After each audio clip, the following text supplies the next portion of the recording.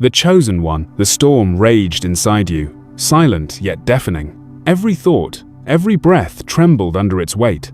You stood still, but the world around you seemed to move, shifting, collapsing, rebuilding, like something unseen was calling your name. You didn't understand it at first.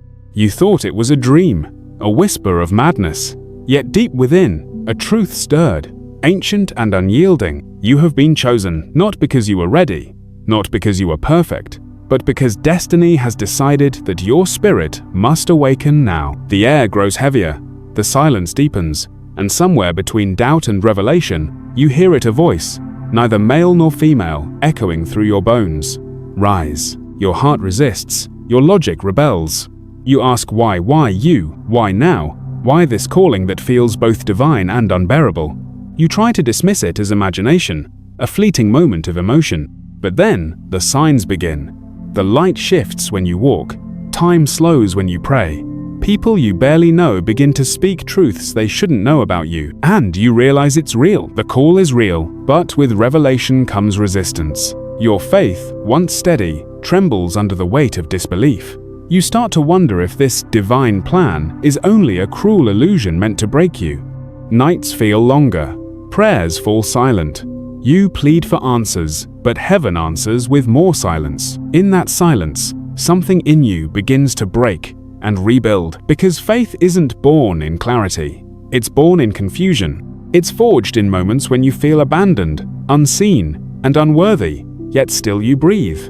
Still you move. Still you search for meaning in the storm. The people around you start to notice the change. Some call it obsession. Others call it madness. They don't see what you see. They don't feel the divine hand shaping your every fall.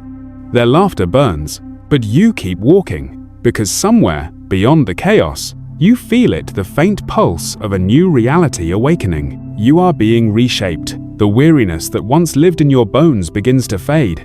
Your reflection changes, your eyes sharper, your face brighter, your presence unexplainable. They ask what happened. You can't explain it.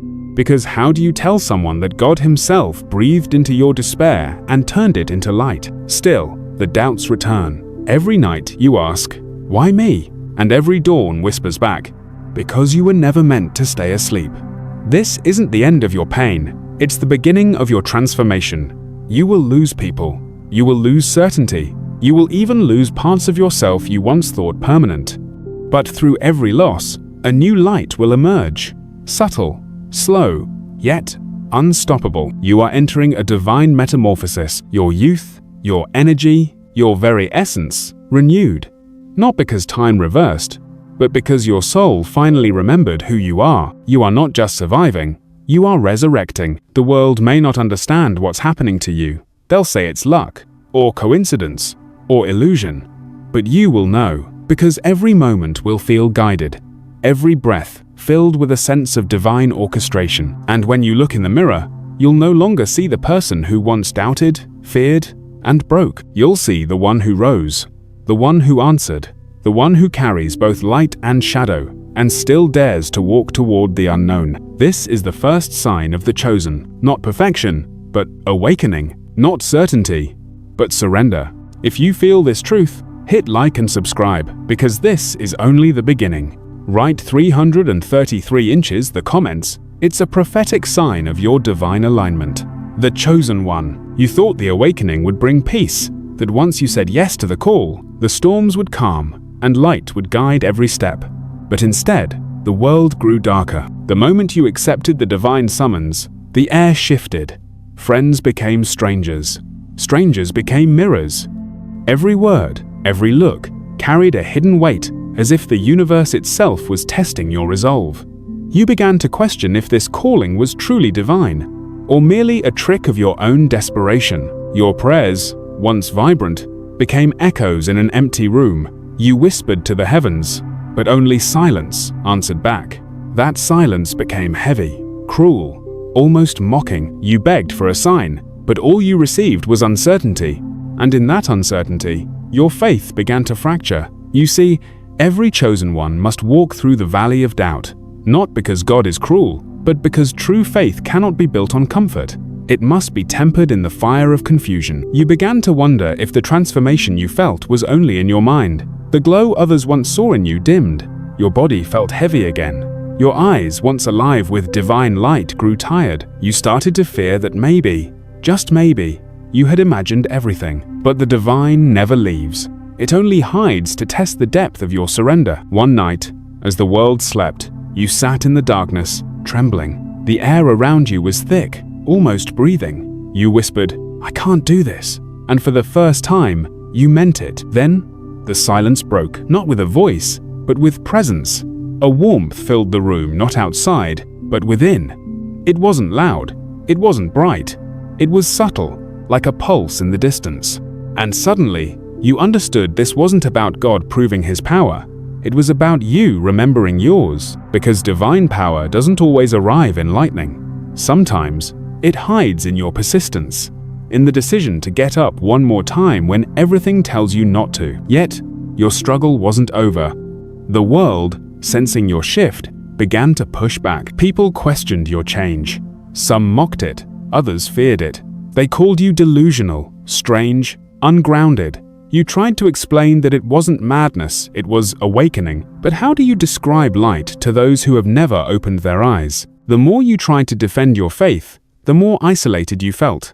You began to withdraw, not from the world, but from the noise of it, because deep down, you sensed that solitude was no longer loneliness, it was initiation. Still, doubt returned in waves. "Why me?" you asked again. "Because you can bear what others cannot," the whisper replied.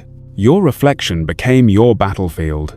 Some days you saw radiance, other days, ruin. You stared into your own eyes, searching for proof of the divine spark you once felt. Some days it was there, glowing faintly. Some days it wasn't.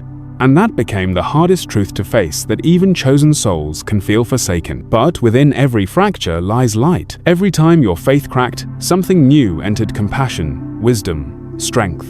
Every tear became a window. Every doubt became a teacher. You began to see that divinity was never meant to shield you from pain. It was meant to guide you through it. And in that realization, something shifted again. You started to walk, not in certainty, but in trust. Not because you understood, but because you refused to give up.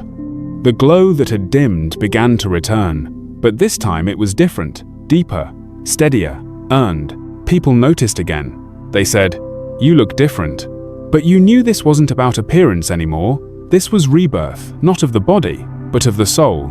Still, the trials were not done. The light within you attracted not just beauty, but resistance. Those who could not handle your transformation began to drift away. And though you felt the ache of their departure, you knew it was necessary. Every loss was sacred pruning, making room for what was destined to come. The night before your next awakening, you felt a strange peace. Not the peace of answers, but of surrender. You finally stopped asking why. You simply whispered, "I'm ready." And when you said it, the wind outside rose. The air trembled again. The voice silent for so long returned. It said only one thing: "Now you will see what it means to rise." If you feel this truth, hit like and subscribe, and write 333 inches the comments. It's a prophetic sign that your spirit is aligning with your divine rebirth. The chosen one. The wind carried no warmth that morning. The sky felt distant, stripped of color, as if the world itself had turned its face away. You walked through the day as though moving through a dream, each breath heavy with the weight of unseen expectation. You had said yes to destiny, and yet destiny remained silent. The wilderness had begun. You didn't plan to enter it, it simply found you. It began with a strange emptiness, a sense that everything once clear had dissolved into mist. The people you trusted faded from your side. The paths that once seemed certain now ended in nothingness. And in that nothingness, you faced yourself. You thought the wilderness would be an external battle, but it was not. It was an inward storm, subtle and consuming. The voices of fear and doubt whispered louder than prayer. Every failure replayed in your mind. Every wound reopened. Every question echoed without answer. You tried to hold on to faith, but faith felt like sand slipping through your hands. There was no voice now, no divine sign, only silence. But in that silence, something ancient, stirred the raw, unpolished truth of who you are. You began to see that this wilderness was not a punishment, but a passage. The divine does not abandon its chosen, it refines them. It strips away illusion until only truth remains. Every loss, every tear, every unanswered prayer, each one was the hand of God reshaping you in ways the world could not see. You cried out, "Where are you?" But the heavens remained mute. And then, in the stillness that followed, you realized something profound. The silence was not absence, it was invitation. An invitation to listen differently, to stop seeking signs in the sky and start hearing the voice within. Because faith isn't about seeing miracles, it's about becoming one. You began to notice the wilderness changing you. Your heart, once desperate for approval, grew quiet. Your fears, once loud and commanding, began to lose their grip. You learned to stand in uncertainty without collapsing, to breathe in pain without drowning. You were becoming unshakable, though you didn't yet know it. The divine light you once sought in others began to flicker inside you again, faint at first, then stronger. It didn't blaze like fire, it pulsed like a heartbeat. You realized it had never left. It had only waited for you to stop running long enough to feel it. And yet, as your inner light grew, the outer world seemed to resist even more. People began to question you again. They said you had changed too much, that you were no longer yourself. But that was the truth. They were right. You were no longer the person molded by fear. You were becoming the one shaped by purpose. Still, a part of you missed the simplicity of before, the comfort of not knowing, the ease of fitting in. You longed for it, even as you walked deeper into your transformation, because awakening, though divine, is never gentle. It demands the death of the old so the new can breathe. There were nights when the wilderness broke you open. You sat under a sky that gave no answer, tears tracing the edges of your faith. You whispered, "I can't do this anymore." But something inside replied, "Then let me." So, writing, you surrendered, completely. And that was the moment it happened. The silence shifted. The wind carried warmth again. The same world that had felt dead began to hum with unseen life. The trees, the air, even the emptiness, all spoke the same truth. You were never lost. You were being reborn. When morning came, you rose differently. Your eyes carried a stillness that could not be shaken. Your steps, though uncertain, moved with quiet conviction.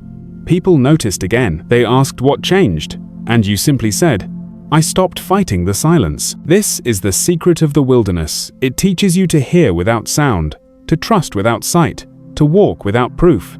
It is where the chosen are forged. The doubts do not disappear. They transform. They no longer paralyze you. They propel you. You begin to see doubt not as an enemy, but as a sacred question drawing you closer to truth. And for the first time, you understand the wilderness was never about getting lost. It was about learning who you are, when everything else is stripped away. The divine was not testing your faith. It was revealing it. If you feel this truth, hit like and subscribe, and write 333 inches the comments. It's a prophetic sign that even in your wilderness, your soul is aligning with divine strength. The chosen one, the wilderness taught you silence, but now the silence burns. The stillness you once found sacred begins to tremble with unseen fire. You can feel it beneath your ribs, in the pulse behind your eyes, in the quiet fury of your breath. Something within you is awakening again, but this time it comes with flame. This is not the soft light of revelation. It is the fire of transformation. It comes to consume, not comfort, to strip, not soothe, to refine what the wilderness revealed. At first, you resist. You think you've already endured enough. The silence, the doubt, the loss. You whisper, "Haven't I given all?" But the answer comes not as mercy, but as heat. You begin to see that being chosen is not about receiving blessing, it is about surviving purification. The fire burns everything false. It exposes every shadow you tried to hide beneath faith. The fears you thought you buried rise again, sharper than ever. The pain of the past returns, but this time it demands release, not escape. You fall to your knees, not out of weakness, but surrender. You let the fire take what it must. Your pride, your expectations, your illusions of control all melt away in the flame.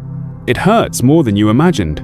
You cry, You shout, you question, you ask why divine love must feel like destruction. And then, in the middle of that fire, you hear it again. The voice that called you from the beginning. Only this time, it is not outside you, it speaks through you. I never wanted to destroy you, only what was never truly you. You weep. Not because of pain, but because of understanding. Every betrayal that broke you, every rejection that wounded you, every unanswered prayer, they were not punishments. They were chisels shaping you into something eternal. You begin to see that every fire was a forge. The flames no longer terrify you. They begin to glow with purpose. You feel lighter, clearer. Your body feels alive again, not with fear, but with the raw pulse of divine energy. Your hands tremble, but not from weakness, from power. You begin to speak differently. You move differently. The people around you notice. Some are drawn to your presence. Others recoil, because your fire now reveals their shadows, just as it once revealed yours. And this becomes your next test: how to carry the fire without burning those not ready for it. You start to see the sacred paradox: to burn and not consume, to shine and not blind, to love and not lose yourself again. The balance is fragile, but divine hands guide it. Still, there are moments when the flame grows too fierce. You feel it consuming your peace, threatening to turn your purpose into pride. You fall again, asking for mercy. And mercy comes not as cooling rain, but as a deeper understanding. You realize that the fire was never meant to be tamed. It was meant to teach you how to live lit from within. Every step now feels guided, yet unpredictable. The divine no longer gives you a map-only light for the next step. And somehow, that becomes enough. You begin to notice something extraordinary. Your body, once weary from grief, feels renewed. Your reflection carries not vanity, but vitality. Your skin glows faintly. Your eyes gleam like embers in the dark. You are not the same. You are reborn through flame. People ask if you found a secret. You tell them the truth. The secret was never escape, it was endurance, because only those who stay in the fire long enough to stop running from it can emerge unburned. You start to bless what once broke you. You thank the pain that made you pray harder. You honor the loneliness that forced you inward, where the divine had always waited. Every scar becomes sacred scripture. Every loss becomes a doorway. Every tear becomes an offering. And though the fire has not ended, it no longer frightens you. You walk through it now, knowing that divine power does not always protect, it transforms. You remember the words once whispered in silence: rise. Now you rise differently, not as the one who was called, but as the one who has become. The light no longer surrounds you. It radiates from you. You are not chasing miracles anymore. You are one. The world around you begins to shift again. New paths open. New souls are drawn to your light. But with this new power comes greater challenge. For those who are chosen and refined must now face the question that changes everything. What will you do with the fire you carry? If you feel this truth, hit like and subscribe, and write 333 inches the comments. It's a prophetic sign that your inner fire is aligning with divine purpose. The chosen one, the fire has shaped you, but now the world demands to see what remains. The dawn feels different. The wind no longer howls, it watches. The silence no longer soothes, it measures. You can feel it in the air, in your pulse, in the way the light bends when you move. The time of isolation is over. The time of trial has begun. The divine has refined you in private. Now, you will be tested in public. You step into the world again, carrying the quiet fire within you. It no longer burns wildly, it glows with discipline. But the world, blinded by its own shadows, cannot understand this new light. Some see you and feel peace. Others see you and feel exposed. You didn't intend to threaten them, but truth always unsettles what hides in comfort. Your presence begins to divide. The ones meant for your path draw closer. The ones who fear the divine reflection in you begin to turn away. And yet, you do not chase. You have learned that separation is not loss, it is alignment. Still, the pain of misunderstanding pierces you deeper than before. Those who once loved you now question your faith, your sanity, your motives. They whisper that you have changed too much, become too intense, too strange, but they did not see the wilderness that broke you, nor the fire that rebuilt you. They cannot comprehend the silence that taught you to listen. The more you walk in your light, the more shadows rise to meet you. This is the paradox of purpose. The brighter you shine, the darker the world around you becomes. For every revelation, a challenge appears. For every victory, a new resistance awakens. You begin to see that this is not punishment, it is balance. The universe does not send obstacles to stop you, but to measure the weight of your transformation. And still, there are moments when you falter. The fatigue returns. The doubts you thought conquered whisper again, soft and familiar. You look to the sky for a sign, but the heavens offer none. The silence is back, colder this time. You whisper, "Why now, after everything?" And deep within, the same voice answers, not in words, but in knowing. Because light, to be divine, must be tested in darkness. You begin to walk through these trials not as a victim, but as witness. Every challenge reveals something hidden within you. The fear that once controlled you now bends before your faith. The pain that once silenced you now fuels your purpose. Still, there is one final trial, the hardest of all. Forgiveness, not of others, but of yourself. You stand before the reflection of your past, the mistakes, the regrets, the versions of you that fell short, and you feel the ache of shame returning. The light flickers, the fire dims. For a moment, you want to retreat again into the wilderness, where no one could see your flaws. But you remember the fire. You remember the silence. You remember the voice that said, "I never wanted to destroy you, only what was never truly you." And so, you face your reflection without fear. You speak gently to it. You forgive the one who doubted, the one who broke, the one who feared too much to move. Because the divine does not choose the flawless, it perfects the willing. When you forgive yourself, something extraordinary happens. The glow returns, but this time it does not shimmer. It steadies. It becomes constant, quiet, eternal, the kind of light that no darkness can extinguish. You realize that this was the real trial, not to prove your worth to the world, but to finally believe you were worthy of the call. The divine had never questioned you, only you had. And now, that question dissolves. The conflict between faith and fear begins to fade. You do not need to convince anyone of your transformation anymore. You simply live it. Your body feels renewed, almost lighter. Your energy no longer rushes, it flows. The air around you seems to hum softly. Even your shadow feels gentler, as though it too has made peace with the light. The world, sensing this balance, begins to shift. New opportunities appear where doors were once closed. New people enter who speak the same unspoken truth. You are no longer walking alone. The divine light within you begins to call others out of their own wilderness. This is your purpose, to carry fire through darkness and remind others that they too can rise. But the story is not done, because when the light finds peace, destiny often demands one final offering, the test of surrender. If you feel this truth, hit like and subscribe, and write 333 inches the comments. It's a prophetic sign that your light is now aligned with divine mastery. The chosen one. The night before your destiny arrives, the world stands utterly still. No wind moves. No sound breaks the silence. Even time seems to hesitate, as if creation itself is holding its breath, waiting for what you will become. You sit in that stillness, no longer afraid, no longer searching.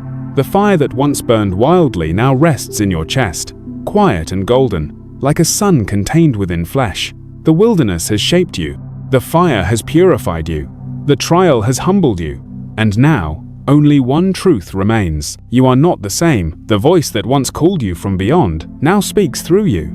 The divine is no longer separate. It has become you. You walk outside as dawn begins to break, and the light touches your skin like recognition. Every ray feels familiar, like an echo returning home.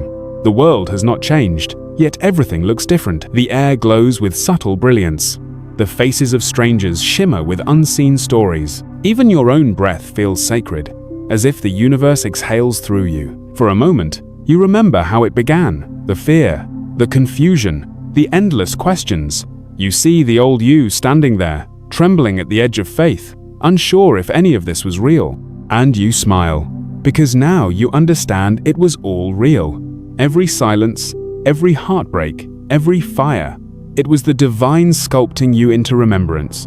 You are the mirror and the flame, the wound and the healer, the question and the answer. But with revelation comes responsibility. The world will come to you now, not for miracles, but for meaning. They will see in you the reflection of what they once lost, the courage to believe again. And your task will not be to preach light, but to embody it. You will not speak to convince. You will speak to awaken, and sometimes your light will stir resistance again. The world still fears what it cannot control. You will meet doubt, envy, disbelief, but they will not harm you, for you no longer fight the darkness. You transform it. Wherever you walk, stillness follows. Wherever you speak, the air listens. You begin to realize that this power was never about you. It was always about what moves through you. The divine has returned, not as an external savior, but as the truth that has always been inside you. You begin to live differently, not as a seeker, but as a witness. Not as someone waiting for signs, but as one who has become the sign itself. Each morning feels like creation's first breath. You wake with gratitude, but also with purpose. You no longer chase blessings, you release them. You no longer wait for change, you are the change. Your words heal, your silence restores. Your very presence reminds others that resurrection is possible even in ordinary life. And yet, even now, the journey continues. The divine does not end, it expands. You start to see that every moment is both ending and beginning. Every breath, a prayer. Every step, a return. The more you give, the more you are given. The more you surrender, the freer you become. Still, there are quiet nights when the old questions whisper again. You smile when they come. You no longer chase answers. You let them rest beside you like old friends, because you've learned that faith is not the absence of doubt, it's the decision to keep walking even when doubt walks beside you. The divine has no need for perfection, it delights in your becoming. Your reflection in the mirror no longer startles you. The glow that once frightened you now feels natural. You are not trying to be holy, you simply are whole. You begin to notice that time touches you differently now. The lines of weariness fade. Your body feels lighter, more alive, as if youth flows from the inside out. But it's not vanity, it's vitality. The spirit within animates the vessel, and that energy radiates through your very being. People around you sense it before they see it. They say you seem younger, brighter, stronger, but what they are really seeing is resurrection made visible. The divine renewal has rewritten you, and in that realization, tears fill your eyes, not of sorrow, but of reverence. You whisper softly, "It was never about becoming more. It was always about remembering who I already am." You feel the air shift again. That same presence from the beginning, gentle yet infinite, moves through you. The voice returns one final time, no longer as command, but as communion. You have walked through silence and fire. You have carried light through darkness. Now walk as one who knows. For the divine lives not above you, but within you. You close your eyes, and the world blurs into light. You breathe, and every breath feels eternal. You open your eyes again, not to a new world, but to the same world seen with new vision. This is the return, the union, the moment when heaven and earth meet inside a human heart. And now, wherever you go, you will carry this truth. You are not waiting for miracles. You are one.